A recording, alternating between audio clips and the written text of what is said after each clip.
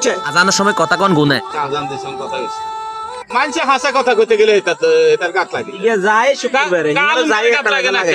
আলমগীরের গাত লাগে না কার গাত লাগে না মধ্যে শুক্রবারে যায় বাজারটা লাগে ওদের দোষটা নিয়ে তোমার নিজে অন আজান দিছে চল নামাজ পড়ি আট আট আট উঠ ভাই হুন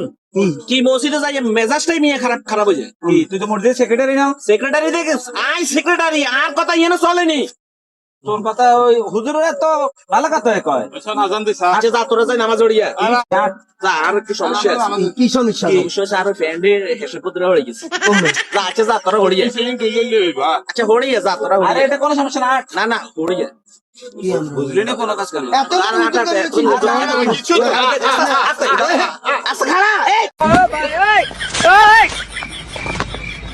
খালা নামাজে যাইয়ের তো কিরা কি নামাজ হড়ি না হারাই যে হেসাব হড়ে গেছে আরে হেসে বললো সূত্র যা খাস আগে নামাজ পড়। কিরে বেড়ে কি ছুটকে আমার কথা আরে কাছে ছাড় যা হইব শুক্রবারে জুমার পরে হইব হুজুরুল্লাহ বইয়াম আইজে নামাজ পড়ি